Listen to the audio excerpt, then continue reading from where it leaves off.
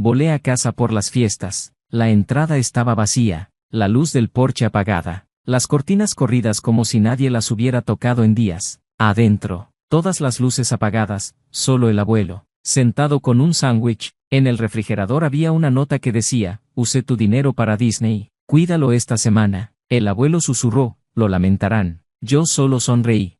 3 días después, estaban en mi puerta, en pánico. Antes de comenzar mi historia, suscríbete para ayudarme a llegar a 1000 suscriptores. Comparto historias reales todos los días. Y esta empieza con un sándwich, una casa oscura y una familia que claramente pensó que no volvería. Había regresado esperando risas, luces y el caos habitual de mi numerosa familia. En cambio, el aire estaba helado. Ese tipo de frío que se instala cuando una casa ha estado abandonada demasiado tiempo. El resplandor de la televisión de la cocina era la única luz en la sala. Ahí lo encontré, el abuelo sentado en la mesa, masticando un sándwich seco, con un vaso de agua al lado. No había cena festiva, ni decoraciones, ni familia, solo él.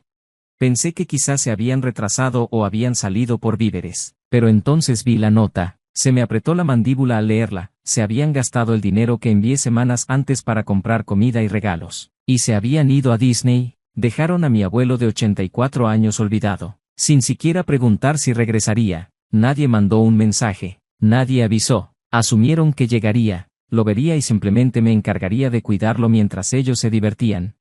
Él no dijo mucho al principio, solo asintió cuando le pregunté si estaba bien. Luego, inclinándose hacia mí, me contó algo que no voy a repetir todavía, pero supe en ese instante que todo iba a cambiar. No me enojé, no de la manera que esperaban. Me aseguré de que el abuelo tuviera una comida caliente, encendí la calefacción y preparé su cuarto con sábanas limpias y almohadas extra. Durante los siguientes 3 días, revisé la casa, estados de cuenta bancarios, el historial del wifi y las cámaras que había instalado discretamente cuando vine la primavera pasada. Había muchas cosas que no sabían que había planeado, muchas que no esperaban que descubriera. Justo cuando terminábamos de comer el tercer día, escuchamos golpes en la puerta y voces en pánico: mi hermano, mi cuñada, mi prima, todos gritando al mismo tiempo. No tenían idea de lo que habían provocado. Los dejé tocar un minuto, que sintieran la tensión, luego abrí la puerta. Lucían agotados, quemados por el sol, sudorosos, con ojeras y ni rastro de la magia de Disney que habían abandonado. Mi cuñada fue la primera en dar un paso al frente, suponiendo que recibiría un abrazo o un estallido de emociones. Empezó a hablar rápido, asegurando que no era como parecía, que hubo un malentendido, que no sabían que realmente volvería. No dije mucho, me hice a un lado para que vieran al abuelo, limpio y abrigado, comiéndose un tazón de estofado como un rey. Ni siquiera los miró, siguió con la vista fija en la tele. El silencio entre ellos fue más fuerte que cualquier palabra mía. Fue entonces cuando mi prima rompió en llanto. Dio todas las excusas posibles. Sus vuelos fueron un desastre. Cancelaron la habitación del hotel a último minuto. Usaron mi dinero pensando que era para ayudar a los niños. Nadie mencionó la nota. Nadie preguntó si el abuelo estaba bien hasta 5 minutos después. Mi hermano al fin soltó la verdad. Necesitaban ayuda. Algo falló con sus cuentas. Sus tarjetas no funcionaban. No les abría la app de viajes. Habían pagado el viaje con mi dinero y algo de lo suyo, pero ahora tenían la renta vencida, el refrigerador vacío y necesitaban un lugar donde quedarse mientras se arreglaban. Los escuché, dejé que descargaran cada problema, cada malentendido, cada excusa. Luego les conté que las cámaras habían estado grabando desde marzo, cada visita, cada vez que dejaban al abuelo con sobras frías mientras pedían comida en el auto. Cada ocasión que rebuscaron en su botiquín buscando analgésicos, tenía todo: video, audio, capturas de pantalla de sus chats de grupo sincronizados con la tablet de la cocina. El pánico fue instantáneo. No solo pedían techo, huían de las consecuencias. Y tenía razón. La tensión se espesó. Mi prima dejó de llorar. Mi cuñada deambulaba como un animal acorralado. Mi hermano, encorvado al filo del sillón, sudaba y apretaba la mandíbula. Mientras tanto, el abuelo estaba tranquilo, demasiado tranquilo, como quien ya hizo las paces. Cuando al fin cesaron las historias, el abuelo se puso de pie sin decir nada y me hizo señas para acompañarlo hacia la puerta del sótano. El sótano olía a madera vieja y aceite de motor. El abuelo caminó hasta la pared más alejada, metió la mano detrás de unas cajas polvorientas y sacó una lata verde abollada. La puso en el banco de trabajo y me hizo un gesto para que la abriera. Dentro había montones de papeles, estados de cuenta, cheques viejos, cartas y una línea de tiempo mecanografiada que abarcaba casi una década. No entendí al principio, hasta que vi el patrón: retiros, falsificaciones, préstamos a nombre de mi abuelo. Lo habían desangrado por años, usando su número de seguro social para abrir tarjetas de crédito, obteniendo préstamos express y nunca pagándolos. Un documento mostraba que mi hermano había firmado como cosolicitante de una hipoteca inversa que mi abuelo nunca autorizó. La firma del notario era falsa, hecha por un amigo de mis primos que trabajaba en una paquetería. Lo peor, el abuelo sabía que lo seguía en silencio, esperando. Dijo que lo habían amenazado con internarlo, despojarlo de la casa y alejarlo de los nietos y hablaba. Durante un tiempo les creyó, hasta que empecé a enviarle dinero el año pasado. Él lo usó para contratar a un abogado discreto y astuto que reunió el caso legalmente. Mes a mes, fue armando la carpeta esperando un momento como este.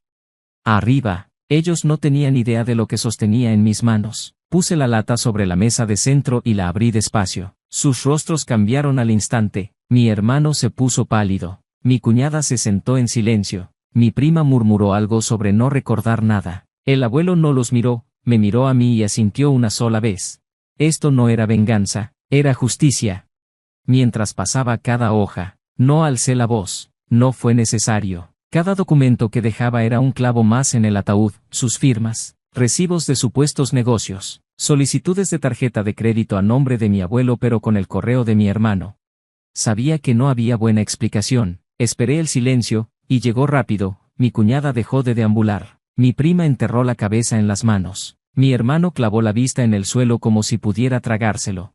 Me levanté y le pasé el teléfono al abuelo. Llamó a su abogado sin dudar, concertando una cita para el día siguiente. Les dijo que la lata estaba sobre la mesa y los archivos listos. Fue entonces cuando el pánico se volvió súplica. Juraron que lo pagarían, que nunca pensaron que llegaría tan lejos, que era solo una ayuda temporal mientras se reponían.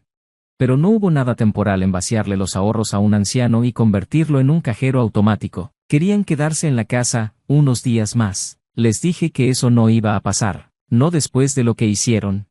Actuaron como si yo fuera cruel, como si tuvieran derecho a todo. Así que lo hice fácil, saqué un sobre y se lo di a mi hermano. Dentro había un aviso notariado, con fecha y firma legal. El abuelo me había concedido poder notarial temporal 2 semanas antes, por si este regreso se complicaba. La casa estaba fuera de su alcance, las cuentas congeladas y el carro que usaban reportado como robado esa misma mañana, el wifi que le chuleaban desconectado, hasta la bodega que pensaban que mi abuelo había olvidado, cerrada con inventario enviado al abogado.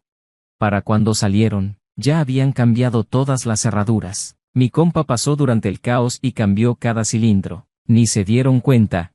Entonces el abuelo hizo algo que no esperaba, lo siguió hasta el porche, brazos cruzados, viéndolos empacar en el carro que ya no podían manejar. Cuando mi hermano quiso decir algo, quizá de culpa o segundas oportunidades, el abuelo solo alzó la mano, sin saludo, como un alto en seco. Eso fue todo.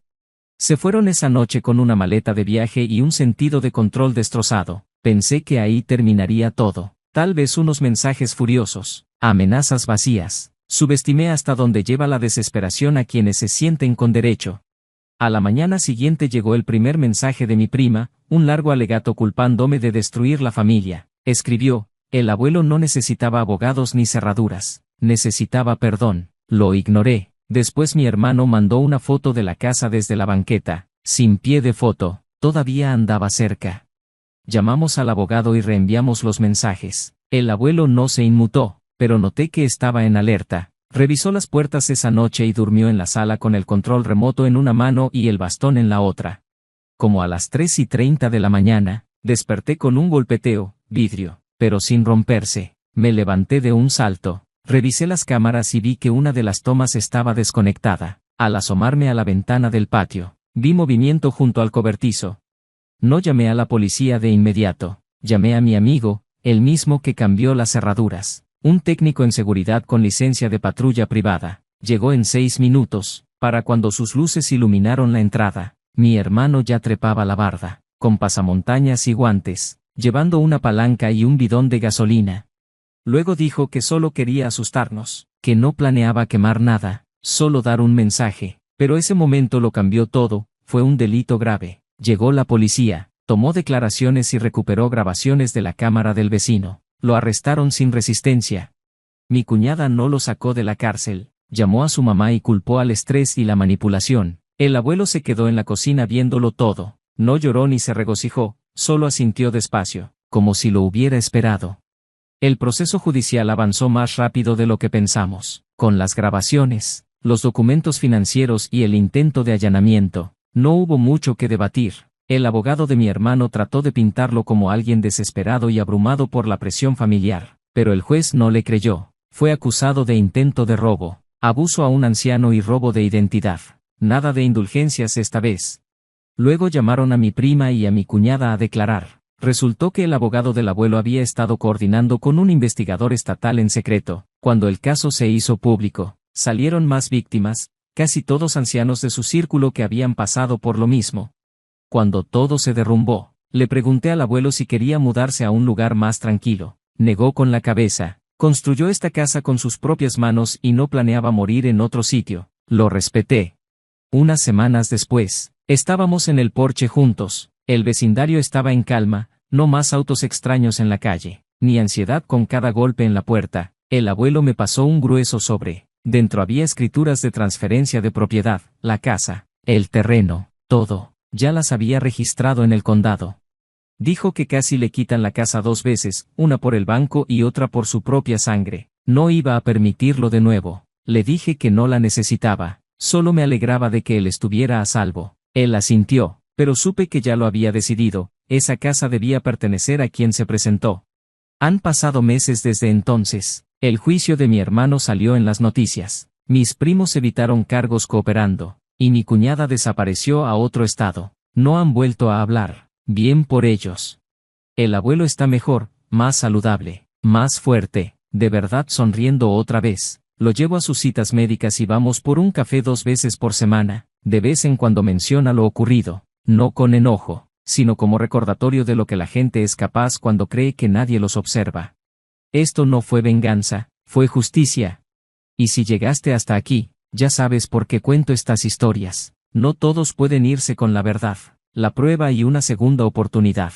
Nosotros sí. Suscríbete si aún no lo has hecho, hay más historias como esta, y nunca sabes cuándo el próximo golpe en la puerta lo cambiará todo.